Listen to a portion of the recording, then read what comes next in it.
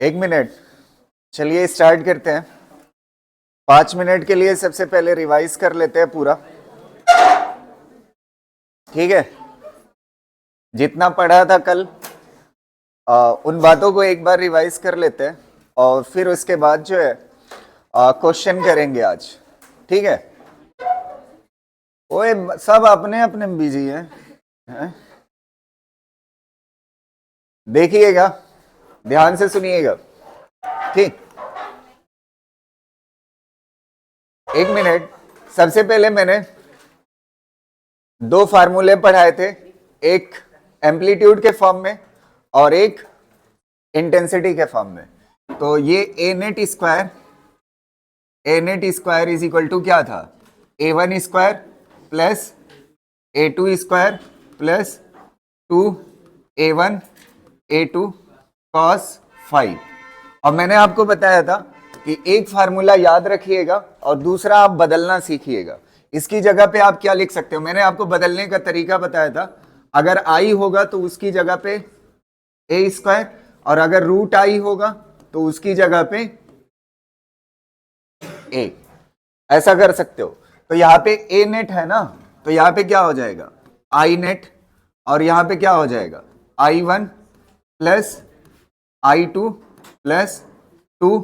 इसकी जगह पे क्या लिख सकते हो, root I1 root I2 cos 5। ये हो गया, क्लियर रहेगा। तो ये इंटेंसिटी का फार्मूला और ये एम्पलीट्यूड का फार्मूला ना। रुक जाओ यार, अगली चीज सुनिएगा। ये दो फार्मूले हो गए, ये जनरल फार्मूला है। ये कौन सा है, जनरल फार्मूला है। और एक फार्मूला और बताया था मैंने, मतलब लास्ट में जाते जाते, एक ए नेट का फार्मूला था। ए नेट इज इक्वल टू कितना था, 2A cos 5/2 ना। और फिर उसके बाद मैंने आपको बताया था इसको इंटेंसिटी के फॉर्म में बदल सकते हो। अगर इसको दोनों तरफ क्या कर दो, स्क्वायर कर दो, तो दोनों तरफ स्क्वायर करोगे तो ये क्या हो जाएगा, A net square is equal to 4A square cos square 5/2। अब अगर आप चाहते हो इसको क्या कर सकते हो, इंटेंसिटी में बदल सकते हो। यहां पे क्या हो जाएगा आई नेट स्क्वायर, वो आई नेट, और यहां पे क्या हो जाएगा 4, और इसकी जगह पे आई cos स्क्वायर 5/2। इसमें इन दोनों फार्मूले में फाई क्या है, फेज डिफरेंस। फाई क्या है, फेज डिफरेंस। और फाई कितने के बराबर होता है, के इंटू पाथ डिफरेंस, इसके बराबर होता है। इतनी बातें हमने कर ली थी। ये वाले दोनों कैसे फार्मूले हैं, जनरल फार्मूले। ये जनरल फार्मूले, ये स्पेशल केस में लगते हैं। स्पेशल केस मतलब जब दोनों वेव्स का एम्पलीट्यूड क्या हो, सेम हो, या दोनों वेव की इंटेंसिटी क्या हो, सेम हो, तब ये फार्मूले लगते हैं। समझ आ रही ना बात। अगर इंटेंसिटी या एम्पलीट्यूड सेम नहीं है तब ये दो फार्मूले काम करेंगे, और अगर एम्पलीट्यूड और इंटेंसिटी सेम है तो ये वाले फार्मूले काम करेंगे। समझ आ रही ना बात, इससे आंसर जल्दी आ जाएगा, ठीक। अब इसके बाद दो चीजें और आप ईमानदारी से, एक फार्मूला मैंने आपको बताया था कि फाई जो है फेज डिफरेंस कब कब कंस्ट्रक्टिव होता है और कब कब डिस्ट्रक्टिव होता है। वो जगह फेज डिफरेंस के फॉर्म में अगर आप जानना चाहते हो तो कंस्ट्रक्टिव के लिए क्या होता था, एक तरफ क्या लिख लीजिए कंस्ट्रक्टिव इंटरफेरेंस, और एक तरफ क्या लिख लीजिए डिस्ट्रक्टिव इंटरफेरेंस। कंस्ट्रक्टिव इंटरफेरेंस कब होता था, जब फाई की वैल्यू कितना होती थी, 0, कितना होता था 2 पाई, कितना 4 पाई, कितना 6 पाई डॉट डॉट डॉट ना। और फिर उसके बाद अगर इसी को पाथ डिफरेंस के फॉर्म में लिखना चाहते थे तो पाथ डिफरेंस जो आता था कितना आता था, 0 lambda 2 lambda 3 lambda dot dot. और मैंने आपको बताया था इसको बड़ा आसान है, अगर यहां पे 0 है तो यहां भी 0, यहां पे जब 2 पाई होगा तो 2 पाई कितने के बराबर होता है, 2 पाई ये है, 2 पाई मतलब इस लेंथ को भी क्या बोलते हो, लेमडा। तो 2 पाई एंगल कितने के बराबर होता है, लेमडा के। इस हिसाब से याद रख सकते हो, ठीक है। फिर उसके बाद डिस्ट्रक्टिव के लिए मैंने वो फेज डिफरेंस क्या क्या होता है डिस्ट्रक्टिव के लिए, लेमडा बाई 2, 3, वो सॉरी पाथ फेज डिफरेंस लिख रहे हो ना, तो कितना होगा फेज डिफरेंस, पाई, 3 पाई, 5 पाई, ठीक है, 7 पाई, ऐसे डॉट डॉट डॉट।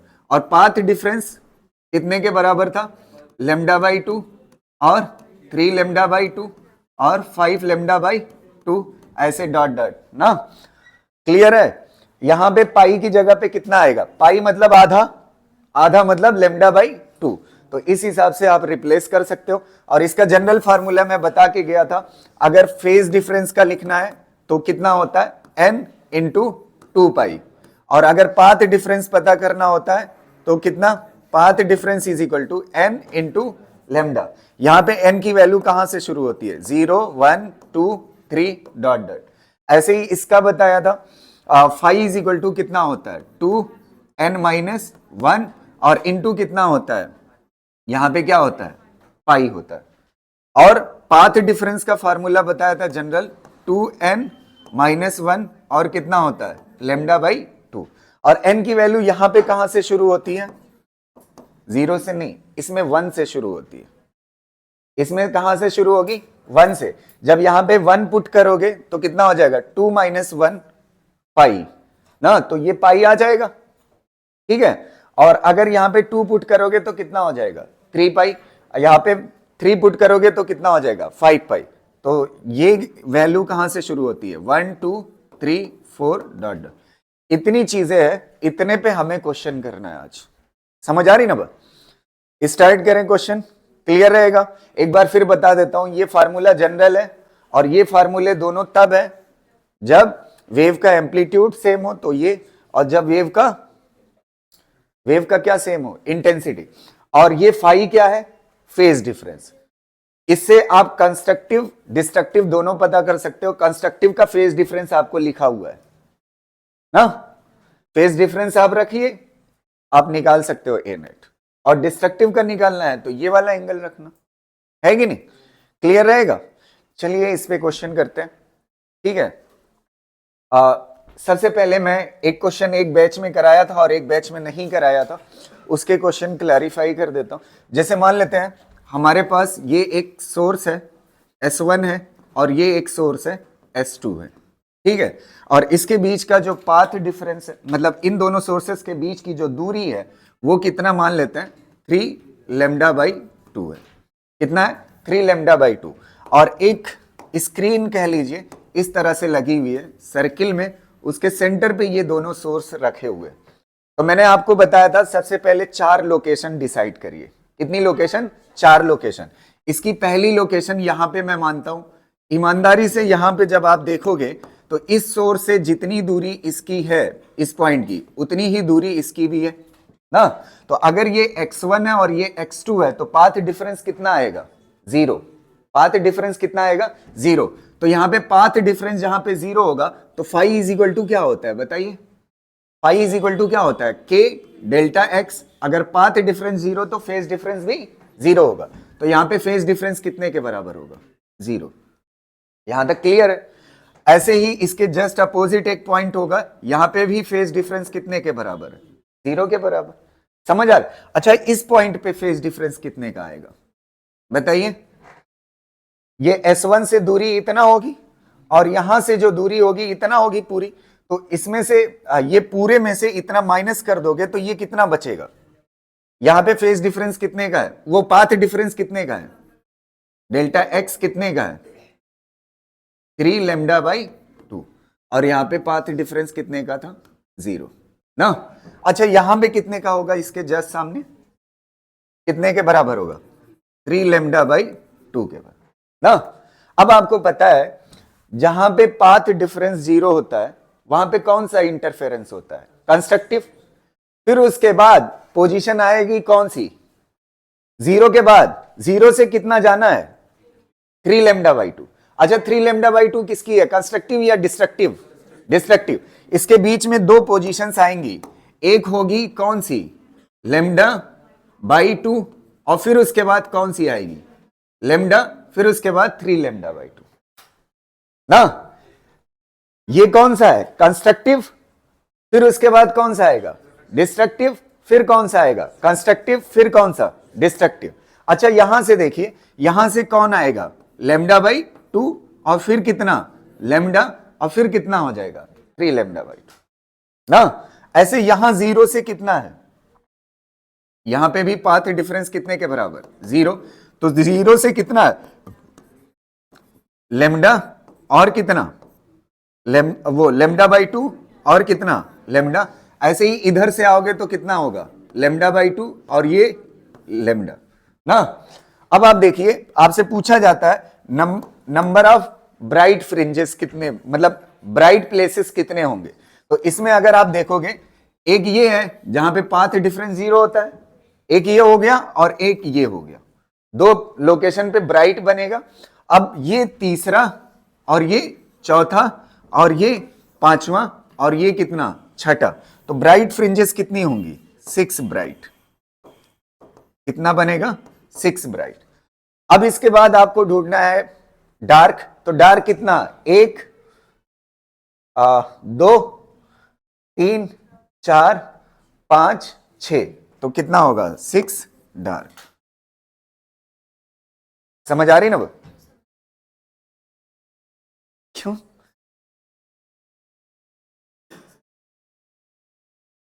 आपको लोकेशन तो पढ़ाई है ना, अभी देखो आते ही रिवाइज कराया हूं। पाथ डिफरेंस जब कितने का होता है lambda by 2 3 lambda by 2 5 lambda by 2, तब क्या होता है डिस्ट्रक्टिव, और कंस्ट्रक्टिव कब होता है 0 लेमडा 2 लेमडा ना। तो 0 के बाद लेमडा बाई 2 आता है ना, फिर उसके बाद लेमडा आएगा ना, एक कंस्ट्रक्टिव फिर डिस्ट्रक्टिव फिर कंस्ट्रक्टिव।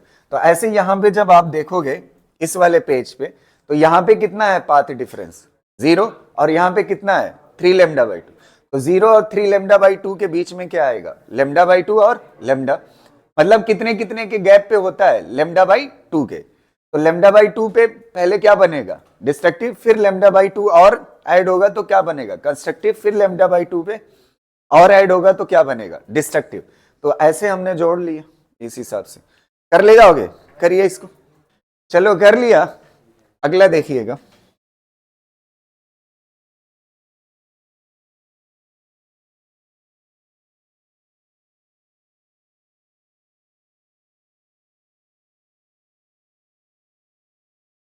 इसको करिएगा, एक मिनट जल्दी जल्दी। Light from to coherent sources travelling in A same direction of its intensity ratio 9:1। Intensity ratio कितना है 9:1, मतलब I1 डिवाइड बाई I2 कितने के बराबर है 9:1। ठीक है, find the ratio of maximum intensity to minimum intensity. एक मिनट सुन लीजिए, एक फार्मूला यहीं पे इस क्वेश्चन को लिखने से पहले एक फार्मूले का सेट मैं देता हूं, इसी से आपके मैक्सिमम काम हो जाएंगे ना। ध्यान से देखना, ऐसे लिखिएगा I max divide by I minimum, I max divide by I minimum. इस पे क्वेश्चन बहुत आता है, I max divide by I minimum. I max को आप क्या लिख सकते हो एम्पलीट्यूड मैक्स का स्क्वायर लिख सकते हो, और इसको क्या लिख सकते हो एम्पलीट्यूड मिनिमम का स्क्वायर लिख सकते हो। देखिए कैसे आपको याद रखना है, रटना नहीं है। ए मैक्स कितने के बराबर होता है A1 प्लस A2 का होल स्क्वायर, और ए मिनिमम कितने के बराबर है A1 माइनस A2 का होल स्क्वायर। अब इंटेंसिटी में बदलना है, इंटेंसिटी में बदलना है तो A1 की जगह पे क्या आ जाएगा root I1 plus root I2 का whole square divide by root I1 minus root I2 का होल स्क्वायर। ये फार्मूला हमारा हर जगह काम आएगा ज्यादातर क्वेश्चन में। अब यहाँ पे इंटेंसिटी का रेशियो दिया हुआ है I1 और I2 का, आपसे किसका पूछ रहा है ratio I max divide by I minimum. तो ये वाला फार्मूला चूज करते हैं, I max divide by I minimum बराबर होगा किसके, इंटेंसिटीज दी हुई है root I1 plus root I2 का whole square divide by root I1 minus root I2 का होल स्क्वायर। अच्छा, इसको I1 को कितना मान सकते हो रेशियो के केस में 9, और I2 को कितना मान सकते हो 1। तो ये कितना है रूट 9 √9 की वैल्यू कितना हो जाएगी 3, और 1 का रूट करोगे तो कितना रहेगा 1 का होल स्क्वायर, और ये कितना हो जाएगा 9 का रूट 3 माइनस 1 का होल स्क्वायर, तो कितना हो जाएगा 16 डिवाइड बाई कितना हो जाएगा 4, तो आंसर कितना हो जाएगा 4। बस आ गया 4:1। चलिए आइए इस क्वेश्चन को देखते हैं। ये भी अच्छा क्वेश्चन है। कह रहा है 2 sources of intensities 2i and 8i are used an interference. The intensity at a point where the two waves interfere each other with phase difference 0 and pi. ये लाइन इंपॉर्टेंट है, फेज डिफरेंस 0 और कितना पाई जब हो, ठीक है। तो दो वेव्स हैं, एक की इंटेंसिटी कितना है 2i और एक की कितना है 8i, ठीक है। अब आपसे कह रहा है कि आप ये बताइए आई मैक्स और आई मिनिमम का रेशियो आपसे पूछ रहा है, ठीक है। तो आप एक चीज आप समझिए, यहां पे जो क्वेश्चन दिया हुआ है ना आई मैक्स और आई मिनिमम, आपको ये बहुत अच्छे से पता है जब फेज डिफरेंस कितना होता है 0 होता है तो इंटेंसिटी क्या होती है मैक्सिमम होती है, और जब फेज डिफरेंस कितना होता है पाई होता है दो वेव्स के बीच में तो इंटेंसिटी क्या होती है मिनिमम होती है। ये ऑलरेडी आपको पता है। जब फेज डिफरेंस 0 होता है तो कैसा इंटरफेरेंस होता है कंस्ट्रक्टिव, और जब फेज डिफरेंस कितने का होता है पाई का होता है तो कैसा होता है डिस्ट्रक्टिव। ये ऑलरेडी पता है, तो आपको सीधा लाइन भी बता दिया I max divide by I minimum, तो आपको ज्यादा मेहनत भी नहीं करनी है इस क्वेश्चन। चलिए निकाल देते हैं। I max divide by I minimum का रेशियो पूछा है, तो आई मैक्स डिवाइड बाई आई मिन, आपको ये बात पता है ये कितने के बराबर होती है इंटेंसिटी पहले की प्लस रूट ऑफ इंटेंसिटी दूसरे का स्क्वायर डिवाइड बाई इंटेंसिटी पहले की उसका root minus root of I2 का होल स्क्वायर। यहां तक क्लियर है। बस आपको क्या करना है इसमें पुट कर देना है रूट I1 कितने के बराबर है 2i, ठीक, प्लस I2 कितने के बराबर है रूट 8i का whole square divide by root 2i minus root 8i का होल स्क्वायर, ठीक। अब आपको ये बात पता है, ऐसे सीधे मतलब आपकी मैथ अच्छी हो कोई भरोसा नहीं है, 8 + 2 कर सकते हो 10 हो जाए, ऐसा नहीं होता। पहले इसको तोड़ लीजिए ना, तो ये कितना हो जाएगा रूट 2i, ठीक, और अंडर रूट 8 को क्या लिख सकते हो आप 2√2 लिख सकते हो, और साथ में ये क्या है रूट i, ठीक है, ये होल स्क्वायर हो जाएगा डिवाइड बाई ये कितना हो जाएगा रूट 2i, ये रूट के अंदर है रूट 2i माइनस रूट 8 को क्या लिख सकते हो आप 2√2, और इसी के अंदर क्या है i, समझ आए, और इसका क्या हो जाएगा होल स्क्वायर, ठीक है। अब ये 2√2i है, इसको अगर कुछ नहीं आता ना एकदम ऐसे कर सकते हो, इसको आम मान लो, ये 2 आम और ये 1 आम, तो कितना हो जाएगा 3 आम, तो ये 3 और आम की जगह पे कितना है रूट 2i, इसका क्या हो जाएगा स्क्वायर, और ये 2√2i, ये 2 आम और ये कितना है 1 आम, तो माइनस 2 आम और ये प्लस 1 आम, तो कितना हो जाएगा 1 आम, तो ये माइनस में आएगा रूट 2i, और इसका क्या हो जाएगा स्क्वायर हो जाएगा। अब इसको सॉल्व कर लीजिए, ये कितना हो जाएगा 3 का स्क्वायर 9 और रूट हटा देगा स्क्वायर, तो कितना हो जाएगा 9 × 2 = 18i, और ये कितना हो जाएगा रूट हटा दे, अच्छा माइनस खत्म हो जाएगा क्योंकि स्क्वायर है, तो रूट हटा देगा तो कितना हो जाएगा 2i, i से i क्या हो जाएगा कैंसिल, कितना हो जाएगा 9:1, आंसर आ गया, ठीक है। अगर आप यहां से जरा सा भी फंसते हो कैलकुलेशन में तो आप यहां से भी निकाल सकते हो। inet वाला फार्मूला पढ़े थे, inet = i1 + i2 + 2√i1 i2 cos 5 phase difference है। पहले यहां पे कितना रखोगे 0, cos 0 की वैल्यू क्या होती है 1, फिर आपको 1 आ जाएगी इंटेंसिटी, फिर उसके बाद कितना आप पुट करोगे 5 की जगह पे, दूसरे केस में 5 पुट करोगे, फिर दूसरी इंटेंसिटी आ जाएगी, पहले केस में जब आप 0 पुट करोगे तो मैक्सिमम इंटेंसिटी होगी, जब आप यहां पे पाई पुट करोगे तो मिनिमम इंटेंसिटी होगी। दोनों का रेशियो आराम से निकाल सकते हो। यहां से भी वही आंसर आएगा, आप ट्राई करके देख लीजिएगा। ठीक ठीक है, कर लीजिए इसको।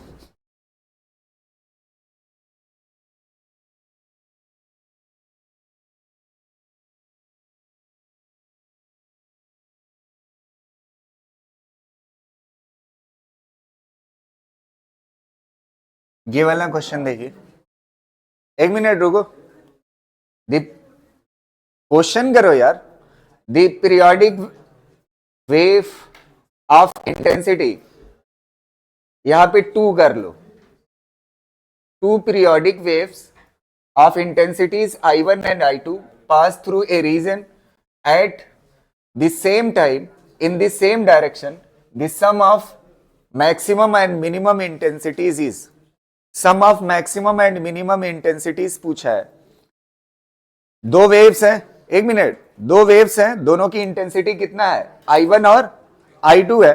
तो जब दोनों इंटेंसिटीज I1 और I2 है तो कह रहा है आप ये बताइए सम ऑफ टू इंटेंसिटीज इज, बताइए कितना होगा। अब कुछ लोग सोचेंगे सम ऑफ इंटेंसिटीज मतलब I1 प्लस I2, दोनों इंटेंसिटीज कैसी है, I1 और I2 है। आपसे किसका सम पूछा है, मैक्सिमम इंटेंसिटीज का सम पूछा है ना, तो मैक्सिमम और मिनिमम, तो I मैक्स प्लस I मिन ना, I मिनिमम का सम पूछा है, कितने के बराबर होगा बताइएगा, कितने के बराबर होगा।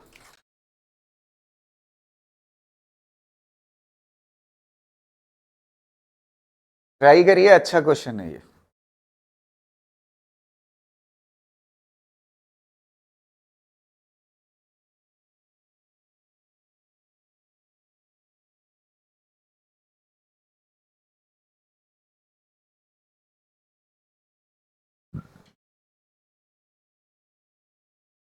टू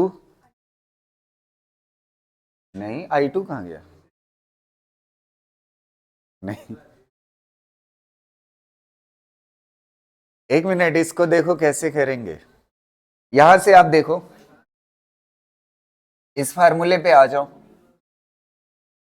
अच्छा, आई मैक्स की जगह पे, आई मैक्स की जगह पे ये लिख सकते हो, लिख सकते हो ना, और आई मिनिमम की जगह पे ये लिख सकते हो, लिख सकते हो, कोई दिक्कत नहीं है ना। तो आई मैक्स की जगह पे ये और आई मिनिमम की जगह पे ये रखो, तो यहां पे देखो इस क्वेश्चन में आई मैक्स की जगह पे क्या लिख सकते हो, A1 प्लस A2 का whole square plus A1 minus A2 का क्या कर सकते हो, होल स्क्वायर।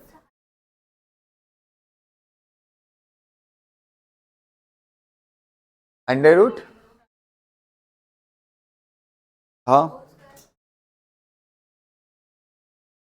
हाँ लिख सकते हो, कोई दिक्कत नहीं। एक मिनट, यहां से देखिएगा, इसको सॉल्व करिए, ये कितना आएगा, A1 square plus A2 square plus 2A1 A2, ये होगा। और ये वाला कितना होगा, plus A1 square plus A2 square minus 2A1 A2, ये क्या हो जाएगा, कैंसिल। अच्छा, ये A1 स्क्वायर कितना हो जाएगा, 2A1 स्क्वायर, और ये A2 स्क्वायर कितना हो जाएगा, 2A2 स्क्वायर, 2 कॉमन ले लो, A1 square plus A2 square, यहां से क्या आ जाएगा, 2, A1 की जगह पे क्या आ जाएगा, I1 प्लस, बस आंसर हो गया। समझ आया कि नहीं, अच्छा क्वेश्चन है ये।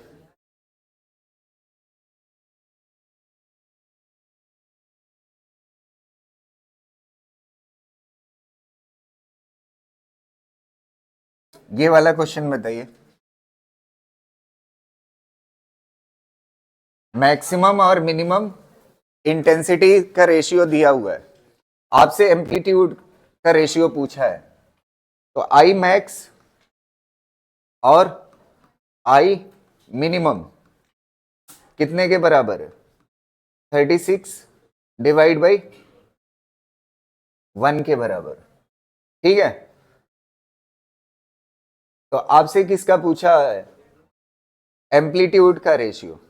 एम्पलीट्यूड का रेशियो पूछा है, मैक्सिमम एम्पलीट्यूड का नहीं। A1 डिवाइड बाई A2 पूछा है।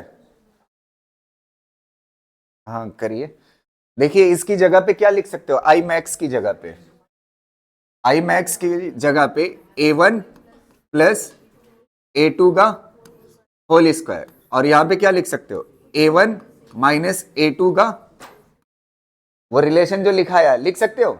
इस स्क्वायर को उधर जाओगे ले के तो क्या बन जाएगा? रूट बन जाए। ये क्या लिख सकते हो? A1 plus A2 divide by A1 minus A2। Square एक साथ कर सकते हो ना, 36 डिवाइड बाई 1, स्क्वायर उधर जाएगा तो रूट बना देगा, कितना हो जाएगा? 6/1। ये क्या हो जाएगा? A1 प्लस A2, और नीचे क्या हो जाएगा? A1 minus A2। Cross multiply कर लीजिए, क्रॉस मल्टीप्लाई करेंगे तो क्या होगा? A1 प्लस A2, ये A1 प्लस A2 हो जाएगा, ये कितना हो जाएगा? 6A1 minus 6A2। अब A2 वाले को एक तरफ कर लो, A2 प्लस 6A2, और A1 वाले को एक तरफ लेके चले जाओ, 6A1 माइनस A1 कितना हो जाएगा? 7A2 5A1। A1 divide by A2 पूछा है, A1 ये मल्टीप्लाई में इधर आएगा तो क्या हो जाएगा? A2 5 को इधर ले आओ, कितना आ जाएगा? 7/5। समझ आ रही ना बात? ये भी अच्छा क्वेश्चन था।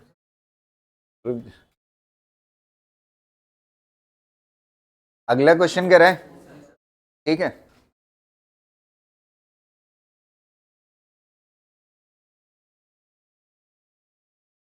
ये वाला करिए। Two beam of light having intensity I and 4I interfere to produce a fringe pattern on screen. The phase difference between the beam is pi/2 at point A or pi at point B. Then the difference between the resultant intensities at A and B. देखो screen पे दो point है A और B नाम का ना। A पे जा करके ये दोनों वेव इंटरफेयर करती हैं, तो वहां पे ए पे फेज डिफरेंस कितना है? पाई/2। इस बार जानते हैं कौन सा फार्मूला लगाना पड़ेगा? मेन वाला इंटेंसिटी का। तो कह रहा है ए पे फेज डिफरेंस कितना है? पाई/2, वहां से इंटेंसिटी आ जाएगी। फिर उसके बाद बी पे फेज डिफरेंस कितने का है? पाई का, वहां पे इंटेंसिटी आ जाएगी। दोनों का क्या मान पूछा है? डिफरेंस पूछा है। तो देखते हैं फर्स्ट, हाँ सही है, फर्स्ट वाला सही।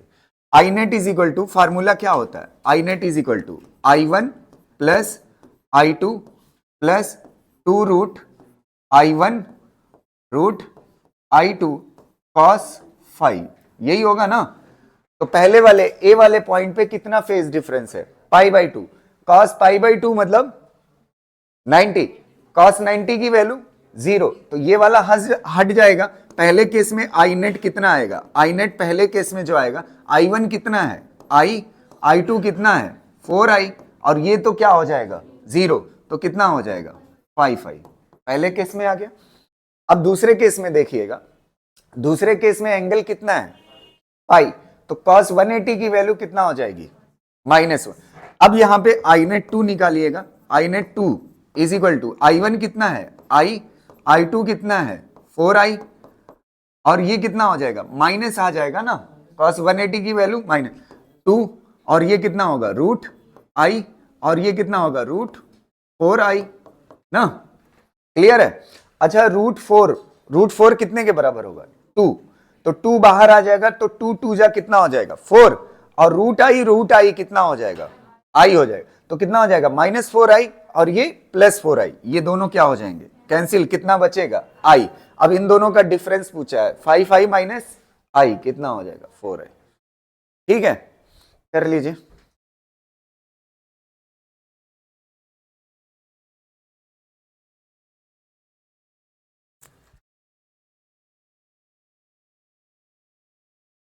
ये वाला क्वेश्चन देखिए, एक मिनट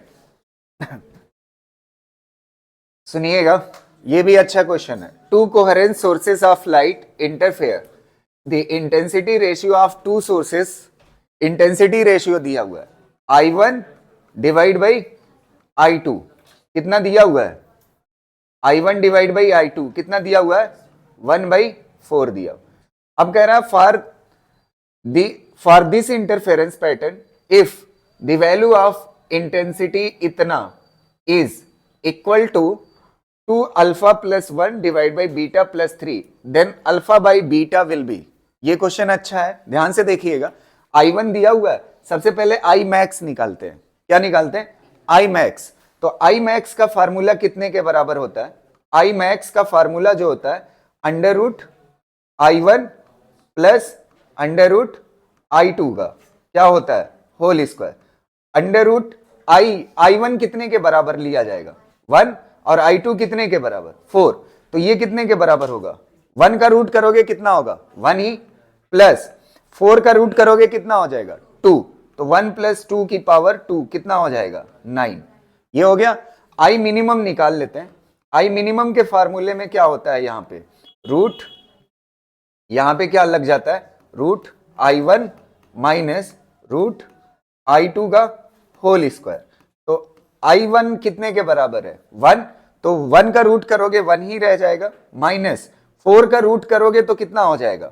4 का रूट 2 का होल स्क्वायर। तो ये कितना आएगा? -1। -1 का होल स्क्वायर करोगे तो क्या आ जाएगा? +1। इतना हो गया I मैक्स और I मिनिमम। इसको इसकी जगह पे पुट करिए। ये कह रहा है I max plus I minimum divide by I max minus I minimum. I minimum बराबर है किसके? इक्वल है किसके? 2 alpha plus 1 divide by beta plus 3 के, इसके बराबर है। तो आपको पता है I मैक्स की वैल्यू आ चुकी है, देखिए कितने के बराबर है? 9। और I मिनिमम कितने के बराबर है? 1। तो 9 प्लस 1 कितना हो जाएगा? 10। और I मैक्स कितना है? 9, और मिनिमम कितना है? 1। तो कितना हो जाएगा? 8 divide by 2 alpha plus 1 divide by beta plus 3। अच्छा ईमानदारी से बताइए, इसको कट कर सकते हो तो कितना हो जाएगा? 5/4। यहां पे अल्फा की वैल्यू क्या रखूं और बीटा की वैल्यू क्या रखूं जिससे 5, अल्फा की वैल्यू क्या पुट करूं जिससे 5 हो जाए? बताइए। 2। अल्फा की वैल्यू कितना हो जाएगी? 2। अब बीटा की क्या रखूं? 4 हो जाए, 1। तो कितना हो जाएगा? बीटा 1। रेशियो पूछा है, कितना आ जाएगा? कितना? 2:1। कौन सा हो जाएगा? बस सही हो। समझ आ? आपको क्या दिया हुआ था? इंटेंसिटीज का रेशियो दिया हुआ, आपने I मैक्स I मिनिमम निकाला। I मैक्स और I मिनिमम का ये जो रिलेशन है वो कितने के बराबर होता है? 2 अल्फा प्लस इतने के बराबर। फिर हमने ये रख करके कंपेयर कर लिया, अल्फा की क्या वैल्यू रखें? 5 हो जाए, बीटा की क्या रखें? और इसी का रेशियो पूछा था, अल्फा बाई बीटा का। कर ले जाओगे?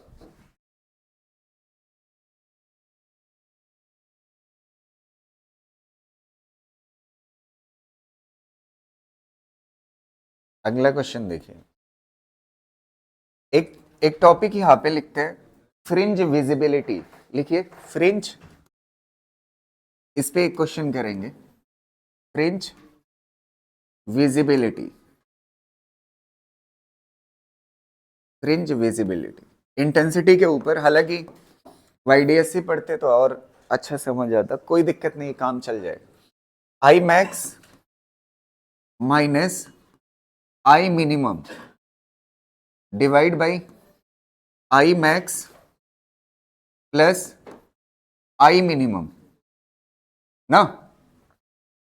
I मैक्स और I मिनिमम का डिफरेंस, I मैक्स और I मिनिमम का सम, ये क्या कहलाता है? फ्रिंज विजिबिलिटी कहलाता है। क्या कहलाता है? Fringe visibility. अगर इसकी value n is equal to 1 हो जाती है, फ्रिंज विजिबिलिटी कितना हो जाती है? 1। तो इससे क्या होगा? 1 मिनट समझना। अगर फ्रिंज विजिबिलिटी 1 कब आ सकती है? इस फार्मूले को देख करके बताइए। जब I मिनिमम 0 हो जाए। जब I मिनिमम 0 हो जाएगा तो ऊपर क्या बचेगा, आई मैक्स, नीचे क्या बचेगा, आई मैक्स कितने के बराबर हो जाएगा, मतलब मिनिमम क्या, 0 और मैक्सिमम, मिनिमम 0 होना मतलब डार्क और मैक्सिमम मतलब ब्राइट, तो सिर्फ ब्राइट और डार्क बने। अगर फ्रिंज विजिबिलिटी 1 से कम है तो इसका मतलब ब्राइट और डार्क में थोड़ा सा क्लियरिटी क्या होगी, कम होगी। तो फ्रिंज विजिबिलिटी इसलिए होता है कि आपकी फ्रिंज अच्छी बन रही है या नहीं बन रही है। तो क्लियर विजिबल के लिए क्या होना चाहिए, एन की वैल्यू 1।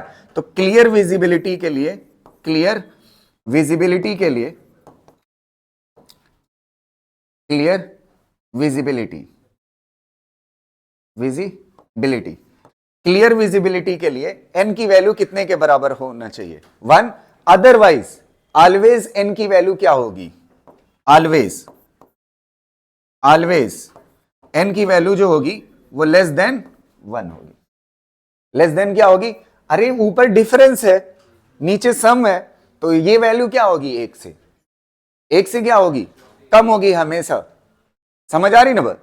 तो आपको पता है एन की वैल्यू क्या होनी चाहिए, अगर 1 है तो इसका मतलब क्लियर विजिबल होगी फ्रिंज, और अगर एन की वैल्यू उससे छोटी है तो क्लियर विजिबल नहीं होगी। ये दो बातें आप रखिए याद, ठीक है।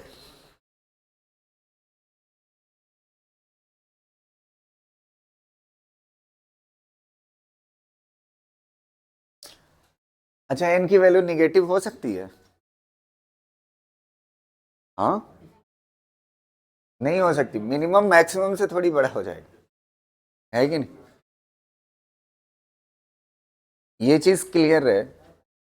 तो एन की वैल्यू कहां से कहां तक लाई करेगी, 0 से 1 तक, ठीक है। इसी पे फ्रिंज विजिबिलिटी, ये क्वेश्चन देखिए, इसका एक शॉर्टकट, 1 मिनट रुकिए, इसका शॉर्टकट जुगाड़ भी होता है, लेकिन इसमें आंसर ऐसा दे रखा है ऑप्शन ना कि शॉर्टकट जुगाड़ काम नहीं करेगा, ठीक है। तो अगर ऑप्शन ऐसा देता कि जिसमें शॉर्टकट जुगाड़ चल सकता था तब मैं बताता, अदरवाइज कोई मतलब नहीं है। एक ही वैरायटी है, इससे अच्छा करना ही सीख ले। समझ पा रहे हो ना। तो इसमें पूछा है आपसे इसका आंसर कितना होगा ना। तो ऑप्शन में क्या होता है, आपको ये पता है ना, इसकी वैल्यू हमेशा लेस देन क्या होती है, 1 होती है। तो अगर 4 ऑप्शन दिए होते, उसमें n की वैल्यू पुट करने के बाद जो ऑप्शन में ग्रेटर देन 1 आता वो गलत हो जाता, बाकी सब। लेकिन इसमें चारों से मतलब फंसा के दे रखा है, तो चेक नहीं कर सकते, इसको करना ही पड़ेगा। समझ पा रहे हो ना, समझ गए कि नहीं मेरी बात। जैसे ये ऑप्शन दिया था ना, n की वैल्यू अपनी तरफ से एज्यूम करते, अगर ये आंसर सॉल्व करने के बाद 1 से बड़ा आ जाता तो वो गलत होता ना, क्योंकि फ्रिंज विजिबिलिटी 1 से ज्यादा नहीं हो सकती। लेकिन इसमें अगर आप n की वैल्यूज रखोगे ना, तो चारों में 1 से क्या आएगा, कम आएगा, तब कैसे चेक करेंगे, तब तो करना ही पड़ेगा। समझ आए, तो करते हैं। कह रहा है इसकी वैल्यू आपको बताना है, तो आपको इंटेंसिटीज का रेशियो कितना दे रखा है बताइए, n दे रखा है। तो I1 डिवाइड बाई I2 कितने के बराबर है, n बाई 1 के बराबर। तो I1 कितना हो गया n, और I2 कितना हो गया 1। तो आप पहले I मैक्स निकालिए और क्या निकालिए, I मिनिमम। तो I मैक्स निकालते हैं, I max is equal to क्या होता है बताइए, root of I1 plus root of I2 का होल स्क्वायर, यही होगा। अच्छा, इसकी वैल्यू कितना है, रूट I1 कितने के बराबर है, n के बराबर, I2 कितने के बराबर 1। तो यहां पे कितना हो जाएगा, रूट n प्लस 1 का क्या हो जाएगा, होल स्क्वायर। तो ये कितना हो जाएगा, ओपन करोगे, रूट n का क्या हो जाएगा, I1 की वैल्यू कितना थी, n थी, तो रूट n का स्क्वायर कितना हो जाएगा, n प्लस 1 का स्क्वायर कितना हो जाएगा 1, और कितना हो जाएगा प्लस 2 रूट n। एक आंसर हो गया। I मिनिमम निकाल लेते हैं, I मिनिमम कितने के बराबर होगा, सीधा लिख दें यहां पे, I मिनिमम कितने के बराबर होगा, रूट n माइनस 1 का होल स्क्वायर। ये कितना हो जाएगा, n plus 1 minus 2 root n। अब ये आई मैक्स आई मीन की वैल्यू यहां पे रख दो, तो I max minus I min divide by I max plus I min, रखते हैं इसकी वैल्यूज। आई मैक्स कितने के बराबर है? n plus 1 plus 2 root n, उसमें से माइनस करना है इसको, तो जो प्लस है वो क्या हो जाएगा? माइनस, और जो माइनस है वो क्या हो जाएगा? प्लस। तो कितना हो जाएगा? Minus n minus 1 plus 2 root n divide by कितना हो जाएगा? यही चीज सम में आ जाएगी, n plus 1 plus 2 root n, और ये प्लस लिखना है ना, तो plus n plus 1 minus 2 root n। क्या क्या कट रहा है? n माइनस n, 1 माइनस 1, ये 2 रूट n कितना हो जाएगा? 4 रूट n, और ये कितना हो जाएगा? ये क्या हो जाएगा? कैंसिल। n प्लस 1 कितना हो जाएगा? 2, n प्लस 1, 2 से 2 क्या हो जाएगा? कैंसिल। कौन सा ऑप्शन है? बी वाला। ठीक है, आई मैक्स आई मिनिमम निकाल करके यहां पे रख दो। मुझे नहीं लगता कि अगर आपकी कैलकुलेशन अच्छी है तो आ जाएगा कुछ टाइम में, है?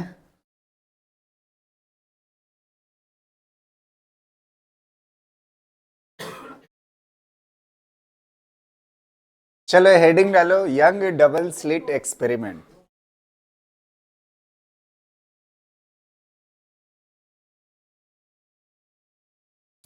इंटेंसिटी के क्वेश्चन इनफ है ना, अभी मैं 2-3 कराऊंगा, वो स्लिट से रिलेटेड है, तो जब तक यंग डबल स्लिट नहीं पढ़ा देते तब तक वो थोड़ा सा मुश्किल होगा। पहले यंग डबल स्लिट पढ़ते हैं। हो गया ना? चलिए,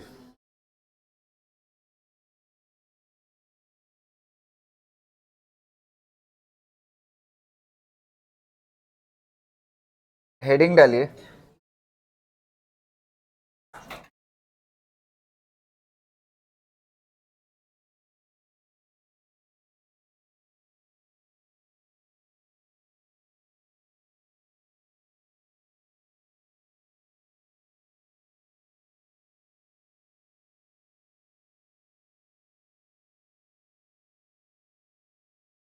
यंग्स डबल स्लिट एक्सपेरिमेंट, ये बहुत इंपॉर्टेंट टॉपिक है।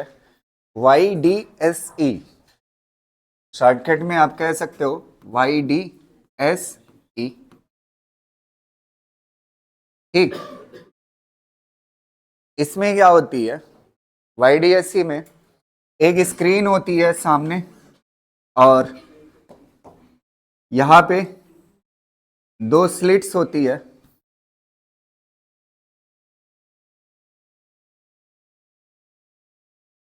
दो स्लिट्स होती है, और यहाँ पे लाइट सोर्स रखा होता है। ठीक है,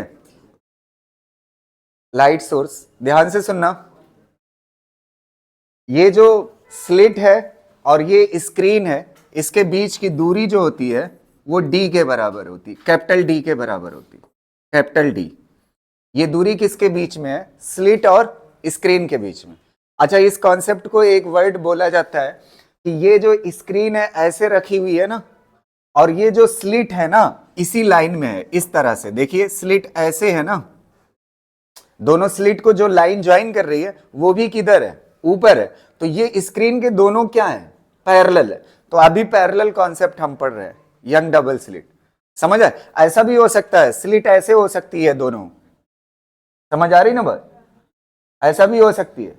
तो इसमें क्या बोला जाएगा? स्क्रीन के स्लिट्स कैसी है? स्लिट्स वाली लाइन पैरेलल है। ये स्क्रीन है और ये स्लिट्स की लाइन है जो ज्वाइन कर रही है, ये दोनों अभी फिलहाल क्या है? पैरेलल है। अब आप देखिए, ये जो 2 स्लिट्स के बीच की दूरी है इसको स्मॉल डी से दिखाते हैं। किससे दिखाते हैं? स्मॉल डी से। और स्लिट और स्क्रीन के बीच की दूरी किससे दिखाते हैं? कैपिटल डी से। एक पहली बात ये है कि ये जो हम पढ़ रहे हैं यंग डबल स्लिट एक्सपेरिमेंट, इसमें पहली कंडीशन है कि डी बहुत बड़ा है, much much greater than small D. समझ आ रही ना बात? स्क्रीन की दूरी जो है बहुत ज्यादा है एज कंपेयर टू स्लिट्स के बीच की दूरी। यहां तक क्लियर है? अब देखिए, यहां पे एक लेंस लगा देते हैं। एक लेंस लगाएंगे तो लेंस लगाने से ये रेस क्या हो जाती है? समझ आ रही ना बात? अगर फोकस पे रखा हुआ है ऑब्जेक्ट तो ये रेस कैसी हो जाएंगी? पैरेलल हो जाएंगी। ऑब्जेक्ट कहां पे रखा हुआ है? फोकस पे अगर रखा हुआ है तो ये रेस कैसी हो जाएंगी, पैरेलल। अब जाकर के कहां से पास होंगी, स्लिट से पास होगी। तो मैंने आपको बताया था ना, इन सोर्सेस को एक सोर्स लेंगे, एक सोर्स लेने से क्या होता है फायदा कि कोहेरेंट सोर्स हो जाता है। कैसा हो जाता है, कोहेरेंट। और कोहेरेंट की खासियत क्या होती है, फ्रीक्वेंसी सेम और फेज डिफरेंस कांस्टेंट रहेगा। समझ आ रही ना बात। अब ये लाइट यहां से पास होगी। अच्छा, ये वाले को, ये वाली जो सेंटर से एक पॉइंट हम ड्रॉ कर लेते हैं और इस पॉइंट से देखिएगा, यहां से जब लाइट पास होगी तो सबसे पहली बात आप मुझे ये बताइएगा, इस पॉइंट से, इस स्लिट से ये दोनों एज ए सोर्स काम करेंगे। इस स्लिट से और इस स्लिट से ये दोनों का पाथ डिफरेंस कितने के बराबर है, ये और ये क्या होगा, सेम। तो पाथ डिफरेंस कितने के बराबर आएगा, 0। अगर पाथ डिफरेंस 0 के बराबर आएगा तो यहां पे ब्राइट बनेगा या डार्क, मैक्सिमम होगा ना, यहां पे मैक्सिमम होगा तो कैसा बनेगा, ब्राइट। तो इसे क्या बोलते हैं, सेंट्रल ब्राइट। क्या बोलते हैं, सेंट्रल ब्राइट। अब दूसरी एक और अजम्पशन होता है, यहां से जो स्लिट से लाइट आ रही है ना, लाइट के पास क्या होगी, वेवलेंथ होगी। क्या होगी, वेवलेंथ। और ये जो स्लिट के बीच की दूरी है, ये विड्थ, ये मान लेते हैं स्लिट्स के बीच की विड्थ जो है वो a के बराबर है। कितने के बराबर है, a के बराबर। ये जो a है अप्रोक्सीमेटली कंपेरेबल है किसके, वेवलेंथ के। मैंने आपको बताया था ना, वेव ऑप्टिक्स किस बेसिस पे है, जब लाइट की वेवलेंथ और जिससे पास हो रही है उसकी साइज मैच कर जाए, तब हम ये कॉन्सेप्ट पढ़ते हैं, तब ये लाइट कैसा बिहेव करती है, एज ए वेव बिहेव करती है। तो यहां पे ये जो स्लिट का गैप है वो कितने के बराबर है, ए के बराबर। ए लगभग बराबर है किसके, लाइट की वेवलेंथ के। ये दो बातें हो गई, क्लियर रहेगा। और ए ऐसे भी कह सकते हो, डी के कंपैरिजन में ए क्या है, डी के कंपैरिजन में ए बहुत छोटा है। समझ आ रही ना, इतने इसके लिए हम पढ़ रहे हैं। अब अगली चीज देखिएगा, सबसे पहले हम ये जानना चाहते हैं, सेंट्रल ब्राइट तो बन गया, अब इसके बाद डार्क बनेगा या ब्राइट बनेगा, क्या बनेगा वो चीज हमें देखना है। तो एक पॉइंट एज्यूम कर लेते हैं अपनी तरफ से, एक पॉइंट, और फील करिएगा ध्यान से एक एक कॉन्सेप्ट। ये बहुत इंपॉर्टेंट है, एक क्वेश्चन आपको मिल सकता है नीट में। ये वाली यहां सेंट्रल ब्राइट से पोजीशन मान लेते हैं वाई है, क्या है, वाई है, और इसको यहां से हमने जोड़ दिया, यहां से हमने जोड़ दिया, और ये एंगल कितना बना रहा है, थीटा बना रहा है। कितना बना रहा है, थीटा बना रहा है। अब देखिए, ये तो सेंटर से हो गई लाइट। अच्छा, यहां पे जो लाइट पड़ेगी ना, कहां से निकलेगी, दो स्लिट से निकलेगी, एक यहां से निकलेगी ये वाली लाइन में ना, और एक यहां से निकलेगी, ये दोनों मिल करके यहां पे इंटरफेयर करेंगे। तो इसको थोड़ा सा डार्क कर देते हैं, सॉलिड लाइन। एक वेव ये और एक वेव ये दोनों जा करके यहां पे मिलेगी और इंटरफेयर करेगी वाई पे। अब हम जानना चाहते हैं ये जो वाई पोजीशन है, इस पे ब्राइट बनेगा या डार्क बनेगा। तो सबसे पहले एक काम करते हैं, पाथ डिफरेंस निकालते हैं। ध्यान से देखना, ये मान लेते हैं x1 है और ये कितने के बराबर, x2।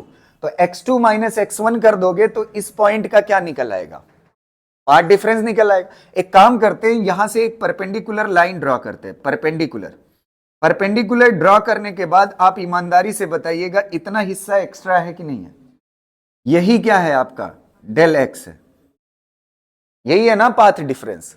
इस पॉइंट के लिए ये वाली चीज क्या है, पाथ डिफरेंस। ये और ये क्या है, बराबर है, इतना एक्स्ट्रा था, यही क्या है, इस पॉइंट के लिए पाथ डिफरेंस।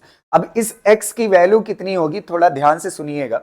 अगर मैं इसको थोड़ा सा वेक्टर से बता, अच्छा ऐसे समझ लीजिए, इन दो लाइनों को देखिए, इन दो लाइनों के बीच में एंगल पता है, ग्रीन कलर और व्हाइट कलर। ये ग्रीन कलर और व्हाइट कलर पे ईमानदारी से बताइएगा ये दो लाइनें परपेंडिकुलर हैं कि नहीं है ना। तो अगर ये एंगल थीटा है तो परपेंडिकुलर लाइनों में भी एंगल कितना होता है, थीटा होता है ना। अब ये बताओ डेल एक्स निकल आएगा कि नहीं। सबसे पहले मैं वेक्टर से बताता हूं, फिर उसके बाद साइन कॉस से बता दूंगा। देखिए ये कितने के बराबर है, डी। तो अगर ये डी के बराबर है तो इसका ये कंपोनेंट कितना होगा, डी कॉस थीटा, और ये वाला, और डेल एक्स कितने के बराबर हो गए, डी साइन थीटा के बराबर। नहीं समझ आया, वेक्टर से ये वाला कितने के बराबर, डी। तो इसको एक्सिस मान लीजिए, ये वाला कितना, डी कॉस थीटा, और ये वाला कितना, डी साइन थीटा। या तो आप ऐसे कर लीजिए, sine theta is equal to क्या होता है, perpendicular upon hypotenuse. Perpendicular angle के सामने डेल एक्स और हाइपोटेनियस कितने के बराबर है? जिसपे एंगल रखा हुआ है ये बेस है और ये क्या है? हाइपोटेनियस। तो del x is equal to कितना हो जाएगा? D sine theta. या तो आप सीधा वेक्टर से निकाल लें ऐसे, ये डी है तो ये डी कॉस थीटा और ये वाला component D sine theta. D sine theta बराबर होगा डेल एक्स के। क्लियर है? आपका आ गया डेल एक्स। अब ईमानदारी से बताइए, दो पार्ट पढ़ाया मैंने, कंस्ट्रक्टिव और डिस्ट्रक्टिव। अच्छा, सबसे पहले आप मुझे बताइएगा पाथ डिफरेंस के फॉर्म में। किसके फॉर्म में? पाथ डिफरेंस के। यहां पे मैं दो पार्ट कर देता हूं, आप ईमानदारी से बताइएगा। सबसे पहले डेल एक्स की वो जगह बताइए, ये डेल एक्स क्या है? Path difference. अच्छा, पहला जहां पे कंस्ट्रक्टिव इंटरफेरेंस होता है, या कंस्ट्रक्टिव मतलब जहां पे ब्राइट बनता है, वो कौन सी जगह होती है? पाथ डिफरेंस कितने के बराबर होता है? 0।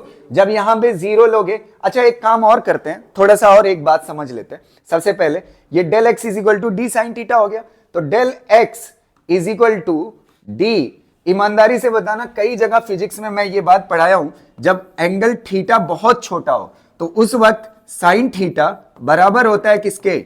tan theta. और tan थीटा बराबर होता है किसके? थीटा के। ये बात कई दफा बताया। तो अगर जब एंगल बहुत छोटा होता है तो साइन थीटा की जगह पे आप क्या लिख सकते हो? d tan theta. अच्छा, यहां से आप पढ़ करके बताइए, इस वाले ट्राइंगल से, इस वाले को ध्यान से देखिएगा, tan theta is equal to क्या होगा? बताइए, tan theta is equal to क्या होगा? tan theta is equal to perpendicular upon base. इस वाले ट्रायंगल को देखना, ये ग्रीन कलर वाली लाइन, ग्रीन कलर, और ये व्हाइट कलर वाले ट्रायंगल को देखिए, यहां से tan थीटा निकालिए। tan theta is equal to perpendicular upon base. Perpendicular कितने के बराबर है? y, और बेस कितने के बराबर है? d ना। अब आपको पता है कैपिटल D किसके बराबर होता है? स्लिट और स्क्रीन के बीच की दूरी, और स्मॉल d किसके बीच में? दो स्लिट्स के बीच की दूरी। और y क्या है? जो पोजीशन हमने एज्यूम की है। अब del x is equal to ये आ गया। सबसे पहले मुझे आप ईमानदारी से बताइएगा, पहली बात, वो पोजीशन, वो पाथ डिफरेंस जहां पे कंस्ट्रक्टिव बनता है, पहला कितना होता है पाथ डिफरेंस? 0। जहां पे क्या बनता है? कंस्ट्रक्टिव। तो y की वैल्यू कितने के बराबर हो जाएगी? y की वैल्यू कितने के बराबर? डेल एक्स की जगह पे 0 पुट करो, y की वैल्यू भी क्या हो जाएगी? 0 हो जाएगी। तो y वो पोजीशन 0 जहां पे क्या बनेगा? कंस्ट्रक्टिव। आपको साफ दिख रहा है y 0 पे कंस्ट्रक्टिव है ना। अब दूसरी जगह बताइएगा, दूसरी जगह कौन सी है जहां पे कंस्ट्रक्टिव बनता है? बताइए, 0 के बाद कहां पे पाथ डिफरेंस? लेमडा पे। तो यहां पे जब लेमडा रखोगे तो कितना हो जाएगा? y is equal to D lambda by कितना हो जाएगा? D lambda by small D. ये वो जगह है क्या जहां पे क्या बन रहा है? ये सेंट्रल ब्राइट और ये फर्स्ट ब्राइट। तो y is equal to D lambda by D पे क्या बनेगा? First bright. अच्छा, दूसरा कहां पे बनेगा? दूसरा वाला, दूसरा यहां पे कितना हो जाएगा? 2 लेमडा। जब 2 लेमडा करोगे तो यहां पे कितना हो जाएगा? D 2d lambda by D ना। तो ऐसे तीसरा कहां पे बनेगा? 3 लेमडा। तो कितना हो जाएगा? 3 lambda D by small D. यही होगा ना। तो ऐसे मुझे बताइए nth ब्राइट कहां पे बनेगा? तो यहां पे क्या हो जाएगा? y nth बराबर हो जाएगा कितने? n d lambda by. एक फार्मूला बन गया nth ब्राइट का। अब यहां पे पहला चाहिए तो फर्स्ट रखिए, सेकंड चाहिए तो सेकंड रखिए। 0 रखने पे क्या आएगा? Central bright. 0 रखने पे क्या आएगा? Central bright. अच्छा, फर्स्ट ब्राइट 0 को नहीं बोलते, सेंट्रल बेस है ना। सेंट्रल के बाद वाला क्या कहलाता है? फर्स्ट ब्राइट कहलाता है। समझ आया? अच्छा, अब मुझे बताइए डार्क कहां कहां पे बनता है, किस किस जगह पे? पहली पोजीशन लेमडा बाई 2। जब लेमडा बाई 2 रखोगे तो y की वैल्यू बताइए कितना आएगी? लेमडा बाई 2, और ये capital D divide by small d ना। अच्छा, ये बताओ, ये फर्स्ट डार्क हो गया, सेकंड कहां पे बनेगा? सेकंड कहां पे बनेगा? यहां पे कितना हो जाएगा? 3 लेमडा बाई 2। तो यहां पे कितना हो जाएगा? 3 लेमडा बाई 2, और यहां पे d बाई, ये कौन सा हो गया? Second dark. ऐसे थर्ड, तो nth डार्क जब बनेगा ना, तो nth डार्क के लिए क्या होगा, y nth यहां पे हो जाएगा 2n minus 1 lambda by 2 d divide by small ना। अब आपको दोनों केसेस के लिए मैं बता रहा हूं, ध्यान से सुनिए। ये nth ब्राइट कहां बनेगा, और ये जो भी आपको दूसरा डार्क चाहिए, यहां पे n की वैल्यू कितना रखिए 2, तीसरा चाहिए तो n की वैल्यू 3। अब n की वैल्यू दोनों फार्मूले में आप 1 2 3 ऐसे रखिएगा दोनों फार्मूले में। रीजन क्या है, n की वैल्यू 0 से मत शुरू करिएगा, 0 पे सेंट्रल ब्राइट है ही है, उसको छोड़ दीजिए। फर्स्ट ब्राइट किसे बोलते हैं, n की वैल्यू कितना लेना पड़ेगा 1, तो n की वैल्यू यहां पे 1 रखोगे तो कितना हो जाएगा d lambda by small D. Second bright चाहिए तो कितना रखोगे, n की value 2 d lambda by small D पे बनेगा। थर्ड ब्राइट चाहिए तो 3, और first dark second dark third dark चाहिए तो यहां पे n की वैल्यू कितना रख दो 1 2 3 जैसा आपको चाहिए।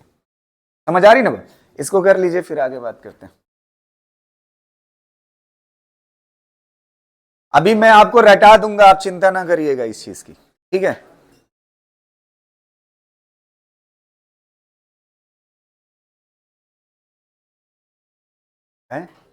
ए स्लिट का गैप है, स्लिट का ए जो है स्लिट का गैप है, ये जो स्लिट का गैप है ना छोटा सा, वो ए है। आप ऐसे याद रखने के लिए जानते हैं क्या कर लेंगे, ऐसे बना लेना, ये जो स्लिट का गैप है ना ये ए के बराबर है, ठीक है।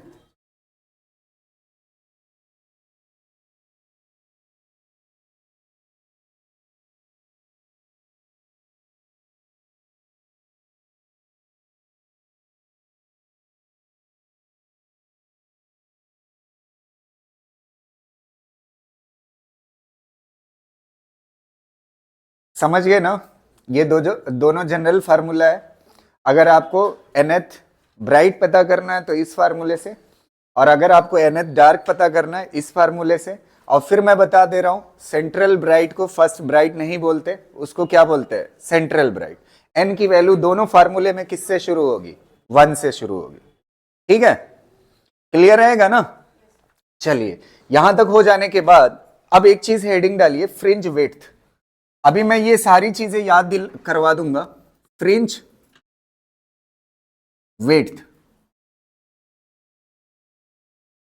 मतलब एक ब्राइट या एक डार्क की फ्रिंज विड्थ कितने के बराबर होगी, उसकी चौड़ाई कितने के बराबर होगी। ध्यान से सुनना, फ्रिंज विड्थ जो होगी, चाहे ब्राइट हो या डार्क हो, वर्ड सुनना ध्यान से, चाहे ब्राइट हो या डार्क हो, दोनों के लिए एक ही फर्क। दो ब्राइट कंसेक्यूटिव ब्राइट मतलब आप समझ रहे हो, दूसरे के बाद तीसरा या तीसरे के बाद चौथा, दो कंसेक्यूटिव ब्राइट या दो कंसेक्यूटिव डार्क फ्रिंजेस के बीच की जो गैपिंग होगी उसे ही क्या बोलते हैं, फ्रिंज विड्थ बोलते हैं। नहीं समझ आया। जैसे ये फार्मूला है ना, एक मिनट ध्यान से देखना, यहां पे ये फार्मूला कौन सी फ्रिंज के लिए है, ये ब्राइट फ्रिंज की पोजीशन बताएगा ना, तो ये nth वाले की बताएगा ना, तो इससे एक पहले कौन सी होगी फ्रिंज, n-1। इन दोनों का डिफरेंस जो निकालोगे वही क्या कहलाता है, फ्रिंज विड्थ कहलाता है। आपको ना यकीन आए, मान लेते हैं तीसरे फ्रिंज की पोजीशन लिखिए, तीसरे फ्रिंज की ब्राइट पोजीशन बताइएगा कितना हो जाएगा, 3d लेमडा बाई कितना होगा, स्मॉल डी। ये तीसरे की है, और इससे पहले कौन रहा होगा, दूसरा d lambda by small D. इसका जब डिफरेंस निकालोगे आपको d लेमडा बाई डी ही आएगा। समझ आ रहे हैं। तो चाहे दो कंसेक्यूटिव ब्राइट का डिफरेंस ले लीजिए और चाहे दो कंसेक्यूटिव डार्क का डिफरेंस ले लीजिए, ये हमेशा किसके बराबर होगा, फ्रिंज विड्थ के बराबर। समझ आ रही ना। फ्रिंज विड्थ का फार्मूला कितने के बराबर होगा, d lambda by small D. ये फ्रिंज विड्थ है, याद रखना, ठीक है। फ्रिंज की चौड़ाई, एक फ्रिंज कितनी चौड़ी होती है, वो कितने के बराबर होती है, d lambda by small D. क्या हुआ, समझ आया कि नहीं, ठीक। इसके बारे में लिख लीजिए, आप फार्मूला लिख लीजिए, फिर एक लाइन लिखा दूं मैं,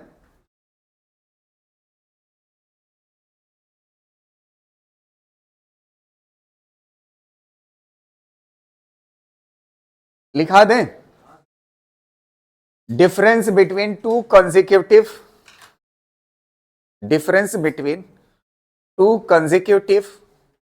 bright, difference between two consecutive bright, difference between two consecutive bright or two consecutive dark, dark, two consecutive dark is called fringe width. ठीक है, जो इनकी पोजीशन का, दो ब्राइट या दो डार्क की पोजीशन का जो डिफरेंस होगा उसे क्या बोलते हैं, फ्रिंज विड्थ। और वो फार्मूला कितने के बराबर होता है, D lambda by small D. और एक चीज और पूछा जाता है, एंगुलर फ्रिंज विड्थ। क्या पूछा जाता है, angular fringe width. Angular fringe width जो होती है, इसमें से कैपिटल डी हटा दीजिए, बीटा, और यहां पे थीटा लगा देता हूं ताकि आपको एंगल पता चल जाए। डी हटा दीजिए, लेमडा बाई स्मॉल डी होता। ठीक है, ये एंगुलर फ्रिंज विड्थ है। एंगुलर को आप समझना चाहते हैं, ऐसे बोर्ड पे मैं पिक्चर से समझा देता हूं। ठीक है, यहां तक क्लियर है या जाने दो, समझ ही गए होगे। नहीं समझे हो, जैसे यहीं पे समझा देता हूं। ये स्लिट है ना, और ये स्क्रीन है। मान लेते हैं एक फ्रिंज विड्थ यहां पे है ना, ठीक है। तो ये फ्रिंज विड्थ की एंगुलर पोजीशन इससे स्लिट से जो होगी, कौन सी एंगुलर पोजीशन, उसे क्या बोलते हैं। अच्छा, ये जो विड्थ है ये क्या कहलाएगी, फ्रिंज विड्थ नॉर्मल। ठीक है, जब स्लिट से देखोगे तो ये क्या बना रही होगी, एंगल, तो उसे क्या बोलते हैं, एंगुलर फ्रिंज विड्थ। क्लियर रहेगा, बस इसमें से क्या हटा दो, कैपिटल डी हटा दो। ठीक है, अब चलिए एक बार उस फार्मूले को थोड़ा सा रटने की कोशिश करते हैं। ठीक है, ध्यान से सुनना, ये स्क्रीन है, सुनना। यहां पे क्या बनेगा बताइए, सेंट्रल ब्राइट, फिर क्या होगा, फर्स्ट डार्क, फिर फर्स्ट ब्राइट, फिर सेकंड डार्क, फिर सेकंड ब्राइट, फिर थर्ड डार्क, फिर थर्ड ब्राइट। एक मिनट सुनना, मेरी बात को समझना। फ्रिंज विड्थ आई है ना, फ्रिंज विड्थ का फार्मूला क्या है, डी लेमडा बाई। आपकी जानकारी के लिए बताऊं मैं, अगर n की वैल्यू इस फार्मूले में 1 पुट करोगे ना, इस फार्मूले में n की वैल्यू 1 पुट करोगे ना, तो डी लेमडा बाई डी भी, मतलब पहला जो ब्राइट बनता है वो भी D lambda by small D पे बनता है। सेंट्रल ब्राइट से जो फर्स्ट ब्राइट बनता है वो कितने पे बनता है, तो फर्स्ट ब्राइट जितने पे बनता है उतना ही क्या होती है, फ्रिंज विड्थ होती है। तो आप यहां से लॉजिक एक लगाइए और बड़ी आसानी से आप इस बात को याद रख सकते हैं। ध्यान से सुनना, पहला ब्राइट कितने पे बनता है, D lambda by small D. तो ब्राइट जो बनेगा सीधा, जैसे मान लेते हैं फर्स्ट ब्राइट पूछता है तो कितने पे बनेगा, बीटा पे। अगर थर्ड ब्राइट पूछते हैं तो 3 बीटा पे ना, एट्थ ब्राइट पूछते हैं तो, अब बीटा की वैल्यू कितना होगी, याद रह सकता है। अब सुनिए, अगर एट्थ मान लेते हैं सेकंड डार्क पूछता है, क्या पूछता है, सेकंड डार्क पूछता है ना, तो सेकंड डार्क अगर ब्राइट पूछता है तो ऐसे लिखते हैं ना 2 बीटा। अगर ये क्या है, सेकंड ब्राइट। अगर आपसे सेकंड डार्क पूछता तो 0.5 कम कर लो, 0.5 क्या कर लो, कम, तो कितना हो जाएगा, 1.5 टाइम्स ऑफ बीटा। अगर आपसे 8वां डार्क पूछता है तब 7.5 टाइम्स ऑफ बीटा, आपको सीधा आंसर मिलेगा। रख के देखिए ये कितना आ रहा है, 7.5। 7.5 को आप कितना कह सकते हो, 15/2, और बीटा की वैल्यू कितने के बराबर, D lambda by small D. आ जाइए इस वाले फार्मूले पे और याद करिएगा इस फार्मूले पे। कौन सा डार्क चाहिए था आपको, कौन सा, 8 चाहिए था ना, 8 2 जा 16, 16 - 1 कितना, 15, 15/2 D lambda by small D, वही तो आ रहा है।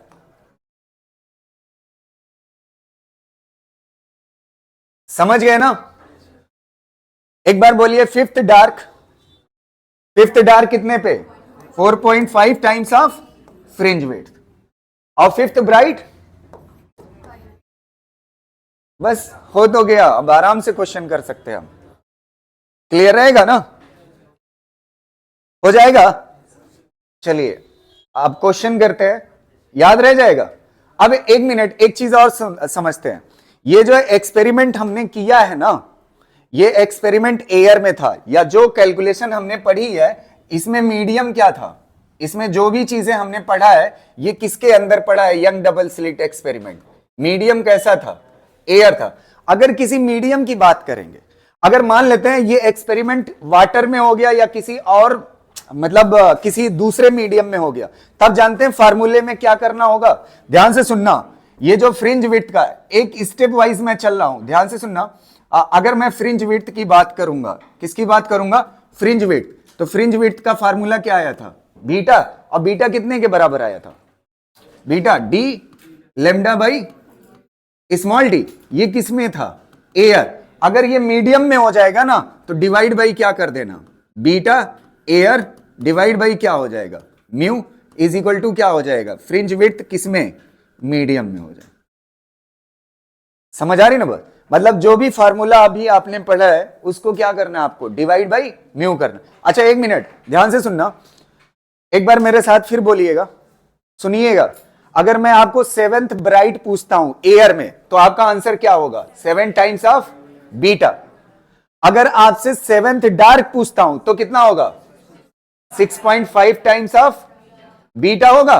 अगर ये किसका आंसर है? एयर के लिए। अगर आपको यही किसी मीडियम में होता तो डिवाइड बाई क्या कर देते? म्यू। अच्छा इसको लिखोगे तो आप क्या लिखोगे? 7 D lambda by small D, और इसको क्या लिखोगे? 6.5 D lambda by small D. अगर किसी मीडियम की बात करेंगे तो कितने से डिवाइड कर देंगे?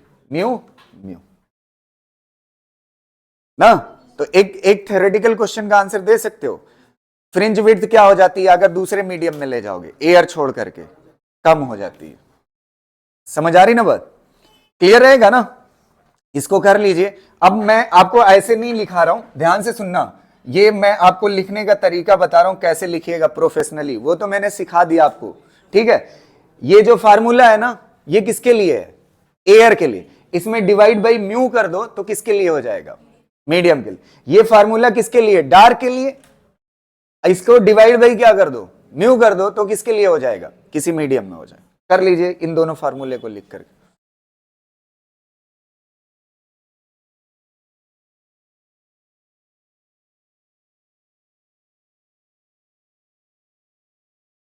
एक मिनट, एक क्वेश्चन का और जवाब देना, ध्यान से सुनना, बढ़िया से समझना इस चीज को, ठीक है। मैं आपको ये भी जुगाड़ से बता रहा हूं।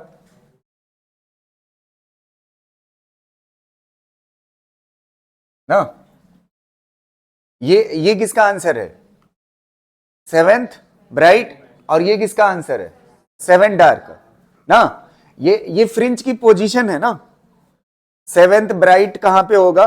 फ्रिंज की पोजीशन। 7th डार्क कहां पे होगा? सेंट्रल ब्राइट से उसकी पोजीशन बताने का ये फार्मूला है ना। वाई जो निकाला है वो क्या है? पोजीशन बता। लेकिन पोजीशन हमेशा नहीं पूछी जाती, कभी कभी पाथ डिफरेंस पूछ देता है, कभी कभी क्या पूछ देता है। तो आपकी जानकारी के लिए मैं बताऊं, ध्यान से सुनना। ये मान लेते हैं एयर का केस है, ये 7th ब्राइट का है और ये किसका है? 7th डार्क का। ये क्या चीज है? वाई। ये क्या चीज है? वाई। ये पोजीशन ऑफ 7th ब्राइट है, ये पोजीशन ऑफ 7th डार्क है। अगर इसमें से जानते हैं क्या चीज निकाल दीजिए, ये डी और स्मॉल डी, मतलब डी को निकालना है, जो बचा हुआ है वो पाथ डिफरेंस है। यहां से देखिए, एक मिनट, यहां पे जो आ रहा है ना, इस फार्मूले पे आ चाहिए। Path difference is equal to यही होता है डी वाई डिवाइड बाई ना। समझ आ रही ना बात? तो y इज इक्वल टू यही d इधर जाता है ना। समझ आ रही ना बात? तो आपकी जानकारी के लिए मैं बताऊं, इसमें से क्या होता है पाथ डिफरेंस। जैसे मान लेते हैं, एक मिनट थोड़ा सा मुझे बोलिएगा, आपको आंसर मैं ऐसे रटा देता हूं, ध्यान से सुनना। मान लेते हैं 5th ब्राइट, कहां पे फॉर्म हो रहा है? फिफ्थ ब्राइट 5 बीटा पे ना, तो 5 बीटा की वैल्यू रखोगे तो कितना हो जाएगा? 5 D lambda by small D. अगर मैं पूछता हूं आपसे फिफ्थ ब्राइट जहां पे बनेगा उसके बीच में पाथ डिफरेंस कितने का होगा, तो डी और स्मॉल डी को हटाइए, बाकी आंसर किसका है? पाथ डिफरेंस का। पाथ डिफरेंस कितने का होगा? 5 लेमडा। ऐसे सोचो सेंट्रल ब्राइट कहां पे होता है?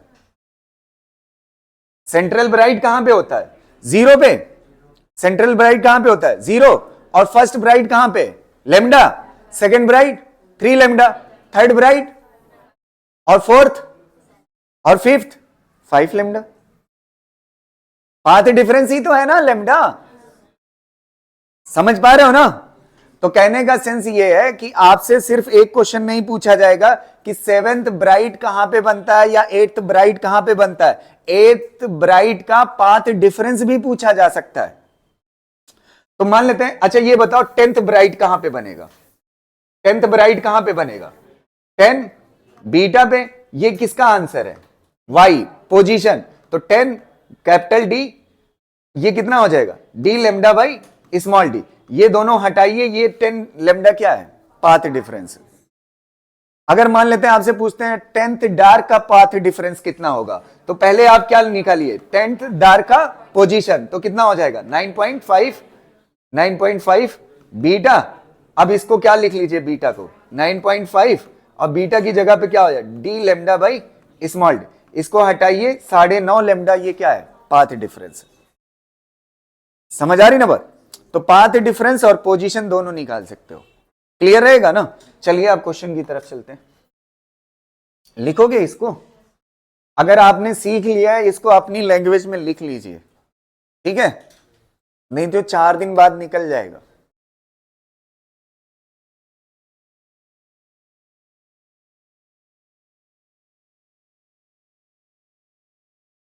इसका यूज पहले ही मैं सिखा देता हूं। इस क्वेश्चन का सिंपल क्वेश्चन अभी कराऊंगा, एक क्वेश्चन इसका यूज मैं सिखाता हूं आपको।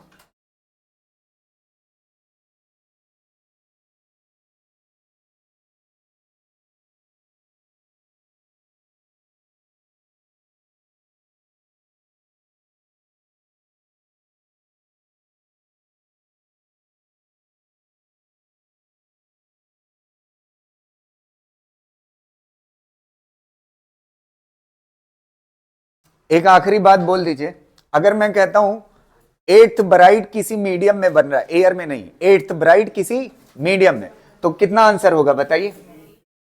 8th beta by mu. ये पोजीशन होगी ना, ठीक है? एक इसी पे क्वेश्चन तुरंत कर लेते हैं।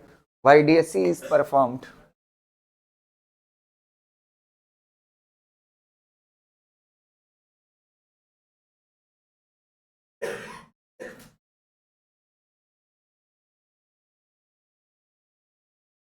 देखिए पढ़िए, YDSC is first performed in air.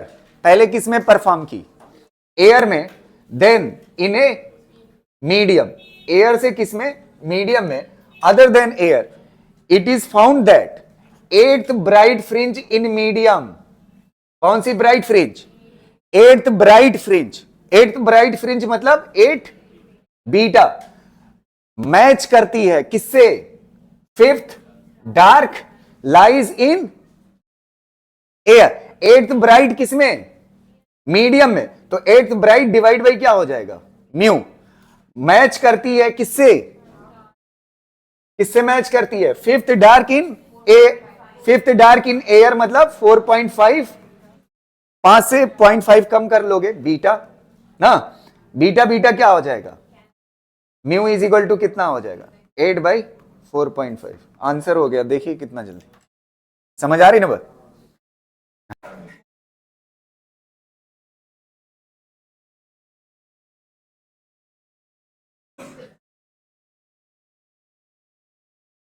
ये बताइए,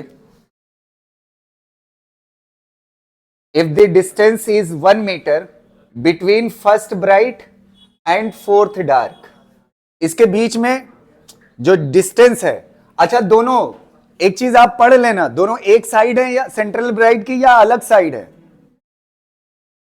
अरे सेंट्रल ब्राइट के ऊपर भी फर्स्ट डार्क होता है, नीचे भी फर्स्ट डार्क होता है, तो ये क्या लिखा हुआ है, सेम साइड। ये बहुत अच्छी बात है।